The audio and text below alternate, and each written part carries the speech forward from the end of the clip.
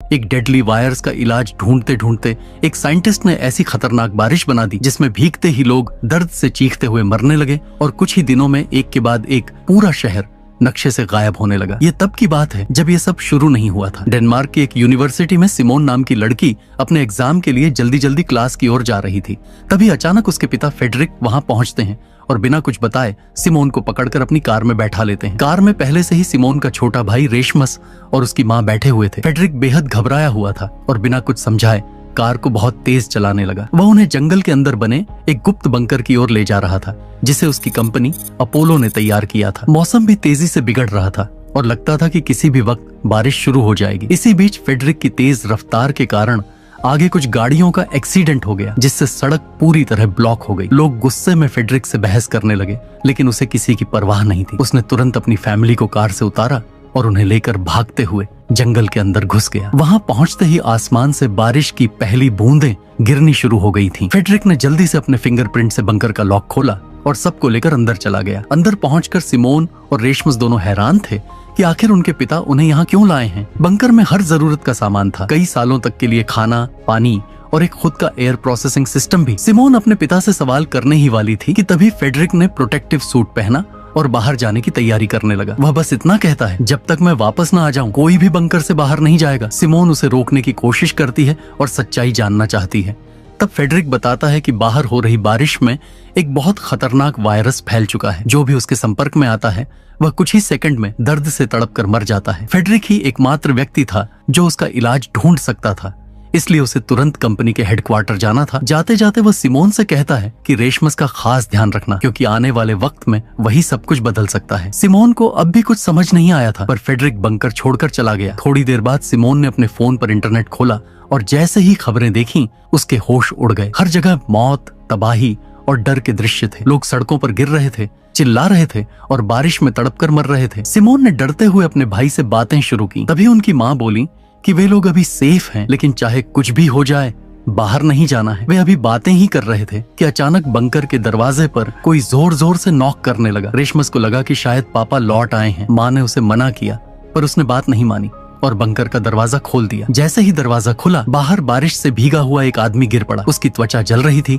और वह तड़पता हुआ रेशमस को बाहर खींचने की कोशिश करने लगा, मगर तभी रेशमस की माँ ने तुरंत रेशमस को अंदर खींच लिया और खुद उस आदमी को धक्का देते हुए बारिश में चली गई। बारिश में भीगते ही वह खुद भी इन्फेक्टेड होकर तड़पने लगी।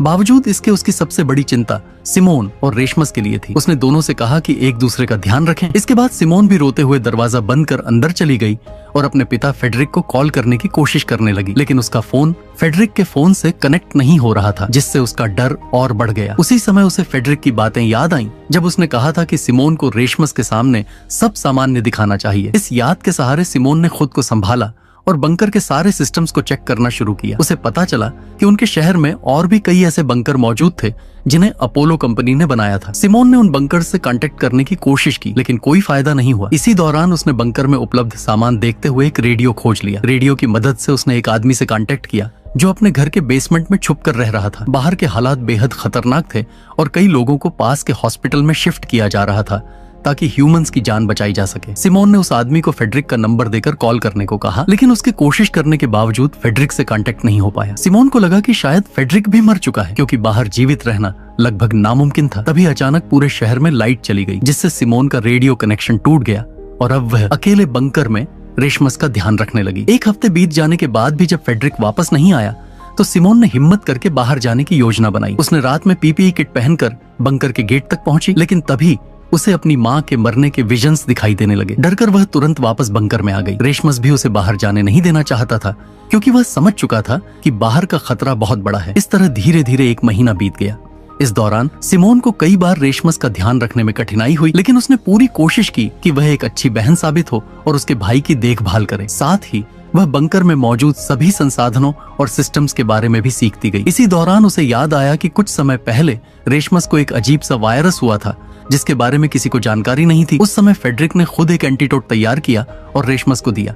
बाद में फेडरिक की कंपनी को भी इस वायरस की जानकारी मिली और उन्होंने फेडरिक से पूरी रिपोर्ट सबमिट करने को कहा। सिमोन को शक होने लगा कि शायद यह वायरस फेडरिक ने ही बनाया होगा। अब तक लगभग 6 साल बीत चुके थे, लेकिन फेडरिक के बारे में सिमोन को कोई जानकारी नहीं थी। रेशमस भी अब बड़ा हो चुका था और बाहर जाकर खाने की तलाश करना चाहता था, क्योंकि बंकर में उनका खाना बहुत कम बचा था। सिमोन ने पहले तो मना किया, लेकिन फिर सोचा कि खुद जाकर खतरे का जायजा लेना जरूरी है। रात के समय जब रेशमस सो गया, सिमोन ने पीपीई किट पहनकर बंकर के बाहर निकलने का फैसला किया। बाहर निकलते ही उसे अपनी माँ के विजन्स दिखाई देने लगे, लेकिन इस बार उसने खुद को संभाला और आगे बढ़ी। बाहर आकर उसने देखा कि उसकी माँ का शरीर अब केवल कंकाल बन चुका था। पास में एक हिरण खड़ा था, जिसे देखकर सिमोन आगे बढ़ी। सड़क पर कई कारें खराब हालत में पड़ी थीं और चारों तरफ जंगल उग चुका था। सिमोन ने उन चीजों पर ध्यान नहीं दिया और अपने उद्देश्य की ओर बढ़ती रही। वह उस हॉस्पिटल तक पहुंची जहां लोगों को सुरक्षित रखा गया था। कई बार आवाज लगाने के बाद भी वहां कोई रिस्पांस नहीं मिला। फिर जब सिमोन अंदर जाकर देखती है तो वहां का नजारा पूरी तरह से तबाही में बदल चुका था। चारों तरफ हर चीज बर्बाद पड़ी थी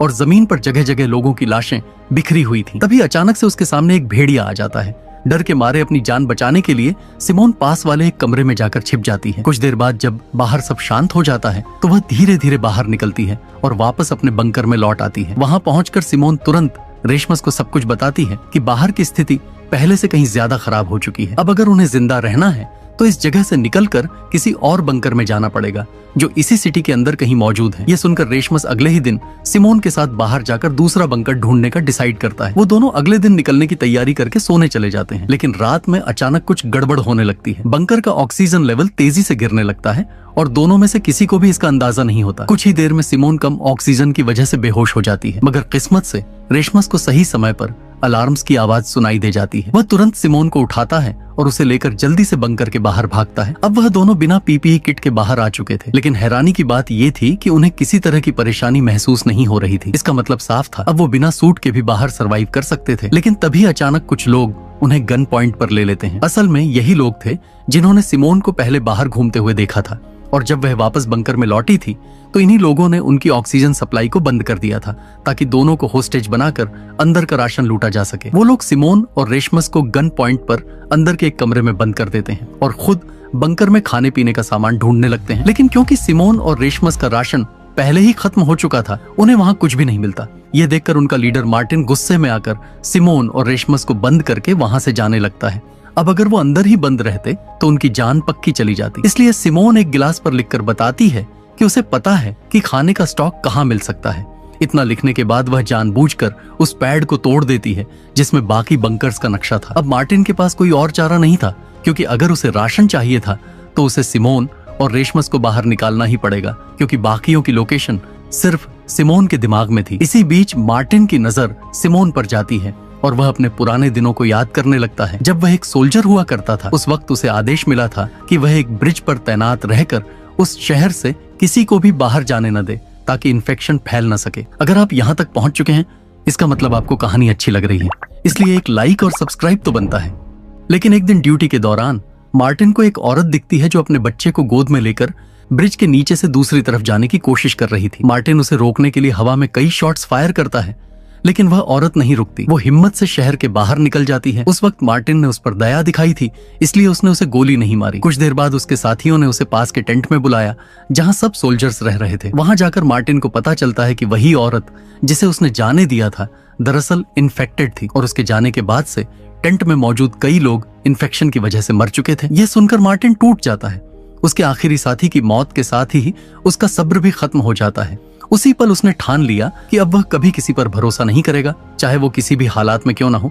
अब उसके लिए सर्वाइवल ही सबसे बड़ा नियम था। इतनी बातें याद करने के बाद मार्टिन प्रेजेंट टाइम में वापस आता है और सिमोन की डील को एक्सेप्ट करने से साफ इनकार कर देता है। लेकिन उनके पास खाने का कुछ भी नहीं बचा है और बिना फूड के वो ज्यादा दिन तक सरवाइव नहीं कर पाएंगे। ये सोचकर आखिरकार मार्टिन को सिमोन की बात माननी पड़ती है। वह सिमोन और रेशमस को आजाद करवाकर अपने साथ बाहर ले जाता है। कई सालों बाद जब सिमोन और रेशमस बंकर से बाहर निकलते हैं तो बाहर की हवा और रोशनी देखकर दोनों के चेहरे पर राहत झलक उठती है। इतने लंबे समय बाद बाहर आना उनके लिए किसी चमत्कार से कम नहीं था। थोड़ी देर बाद जब वे मार्टिन और उसकी टीम से बात करते हैं तो उन्हें पता चलता है कि अब दुनिया में फूड और वाटर की इतनी कमी हो गई है कि लोग जिंदा रहने के लिए इंसानों को भी मारकर खा रहे हैं। यह सुनकर सिमोन और रेशमस दोनों के होश उड़ जाते हैं। तभी अचानक कुछ दूर एक और ग्रुप नजर आता है। वो लोग अपने थर्मल सेंसर ड्रोन से इलाके में इंसानों को ढूंढ रहे थे ताकि उन्हें पकड़कर मार सकें। ये देखते ही मार्टिन ने झट से सबको एल्यूमिनियम फॉइल से ढक दिया, जिससे उनकी बॉडी हीट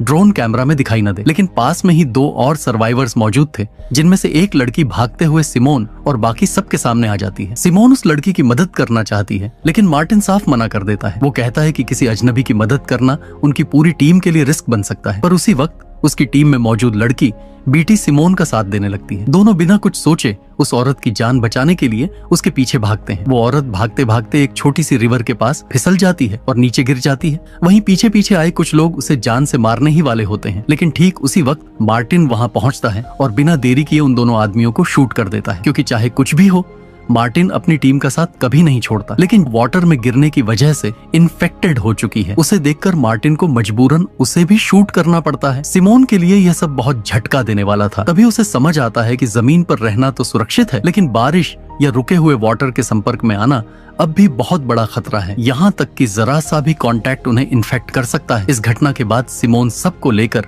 एक और बंकर की ओर निकलती है, जिसकी लोकेशन उसे याद थी। वहां पहुंचने में उन्हें लगभग 1 दिन का समय लगने वाला था। रात होने से पहले सब एक पास के घर में रुकने का डिसाइड करते हैं। घर के अंदर उन्हें मरे हुए हंटर्स के कुछ हथियार, कपड़े और थोड़ा बहुत सामान मिलता है। इसके अलावा वहां कुछ बोतलें क्लीन वाटर की भी रखी होती हैं।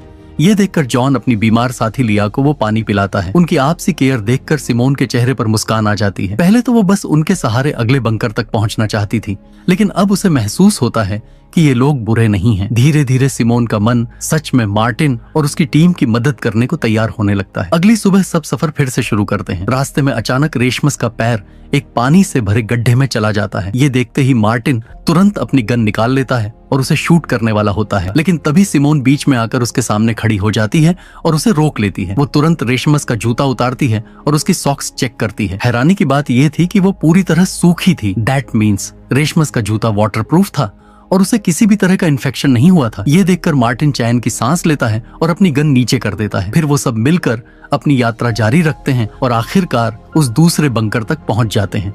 वहां सिमोन के फिंगरप्रिंट से दरवाजा खुल जाता है। अंदर का नजारा देखकर सबके चेहरे खिल उठते हैं। वहां खाने पीने का इतना राशन था कि वे लोग सालों तक आराम से जी सकते थे। सब खुशी से झूम उठते हैं और पेट भरकर खाना खाते हैं। लेकिन सिमोन को अंदर कुछ बेचैनी महसूस होती है कि उसे मार्टिन और उसकी टीम पर भरोसा नहीं है। पता नहीं कब वो उसे जान से मार दे। इस बारे में जब वो सीधे मार्टिन से बात करती है तो मार्टिन उसे समझाता है कि सिमोन पिछले 6 ईयर्स से बंकर के अंदर थी, इसलिए उसे बाहर की दुनिया और लोगों के हालात के बारे में कुछ नहीं पता। मार्टिन असल में एक अच्छा इंसान था, लेकिन प्रेजेंट टाइम ऐसा था कि किसी पर भरोसा करना अब आसान नहीं था। फिर भी सिमोन ने उसकी चेतावनी को नजरअंदाज कर दिया और अंदर बंकर में चली गई। वहां वह देखती है कि एक फोन चार्ज हो रहा है, जिस पर उसकी और रेशमस की बचपन की फोटोज लगी थी। ये फोन असल में सिमोन के पिता फ्रेडरिक का था, जो पुराने बंकर से निकलकर इस नए बंकर में कुछ समय के लिए आए थे। सिमोन तुरंत ही रेशमस के साथ उस फोन को चेक करती है। वहां उसे फ्रेडरिक की एक वीडियो मिलती है, जिसमें वह बताता है कि वह स्वीडन के एक हेडक्वार्टर में इस इन्फेक्शन का क्योर या एंटीडोट बनाने के लिए जा रहा है। सिमोन के दिमाग में तुरंत विचार आता है कि उसके पिता शायद अब भी जिंदा हैं, इसलिए वह रेशमस के साथ स्वीडन के उस हेडक्वार्टर जाने का फैसला करती है। सिमोन ने यह बात मार्टिन को भी बताई और उम्मीद थी कि मार्टिन उनकी मदद करेगा, लेकिन मार्टिन साफ मना कर देता है। उसका कहना था कि बंकर में उन्हें कोई खतरा नहीं था, जबकि स्वीडन के हेडक्वार्टर तक पहुंचने के लिए उन्हें शहर के बीच से गुजरना पड़ेगा, जहां कितने हंटर्स छिपे होंगे। मार्टिन सोचता था कि यह बहुत रिस्की हो सकता है। मार्टिन यह भी सोचता था कि वैसे भी फ्रेडरिक की वीडियो 6 साल पुरानी थी और शायद अब तक उसकी डेथ हो चुकी होगी। अगर वह एंटीडोट बनाने में सफल हो गया होता तो मार्टिन को इसके बारे में जरूर पता चल जाता, लेकिन सिमोन ने उसकी बात को नजरअंदाज कर दिया और कुछ दिन का राशन लेकर रेशमस के साथ बंकर से निकल गई। बीट भी जॉन और लिया के साथ उनके पीछे चलने का डिसाइड करती है, क्योंकि वह सच में सिमोन का साथ देना चाहती थी। लिया खुद यह समझ चुकी थी कि सिमोन की वजह से ही वह इस बंकर तक आकर सुरक्षित हो पाई थी। वैसे भी पहले मार्टिन और पैट्रिक खुद भी लिया, जॉन और बीट को जान से मारने वाले थे। असल में उस वक्त वो तीनों मार्टिन और पैट्रिक को नहीं जानते थे और केवल एक ही ग्रुप में फंसे हुए थे। मार्टिन और पैट्रिक ने उन्हें लूटने के इरादे से पकड़ा था और बीट ने अपनी जान बचाने के लिए उन्हें अपने एक छिपे हुए अड्डे के बारे में बता दिया। वहां उन्होंने काफी दिनों तक फूड रखा हुआ था। मार्टिन उन 5 के साथ उस जगह पर जाता है। वहां वे सभी मिलकर खाना खाते हैं और सच में उन्हें साथ रहकर काफी अच्छा लगता है। रात में बीट मार्टिन से अनुरोध करती है कि वह उन्हें प्रोटेक्शन प्रोवाइड करे। मार्टिन उस पर मान जाता है और तब से ही वे सभी साथ रहते हैं। प्रेजेंट टाइम में सिमोन और रेशमस को यह नहीं पता था कि जॉन, लिया और बीट उनके पीछे आ रहे थे। वे शहर के पास पहुंचते हैं। रास्ते में उन्हें एक बस दिखाई देती है जो आगे के रास्ते को ब्लॉक कर रही थी। दोनों थक चुके थे, इसलिए बस में थोड़ी देर आराम करते हैं, लेकिन थोड़ी देर बाद उन्हें बाहर कुछ लोगों की परछाई दिखाई देती है। दोनों डर से वहीं सन्न रह जाते हैं। तभी पता चलता है कि वो लोग बीट, जॉन और लिया थे। सिमोन को बहुत अच्छा लगता है और वह उन्हें बंकर में सुरक्षित रहने के लिए कहती है, लेकिन तीनों तय कर लेते हैं कि सिमोन के साथ ही रहना है। वे पास के किसी सुरक्षित स्थान पर पहुंचते हैं और खाना खाने लगते हैं, लेकिन तभी वहां बहुत सारे हंटर्स आ जाते हैं। उन्हें तुरंत वहां से निकलना पड़ता है। भागते हुए सिमोन अलग हो जाती है और रोड पर एक जाली के पास पहुंचती है जिस पर कई मिसिंग पर्सन्स के पोस्टर्स लगे हुए थे। ये देखकर सिमोन को बहुत बुरा लगता है। जाली की दूसरी तरफ वह एक छोटा बच्चा देखती है जो अकेला था। बारिश जल्दी ही शुरू होने वाली थी। अब उनके साथ क्या होगा और क्या यह सब बारिश होने से पहले किसी सेफ जगह में पहुंच भी पाएंगे या नहीं, जानने के लिए लाइक और सब्सक्राइब जरूर करें। मिलते हैं अगले वीडियो में।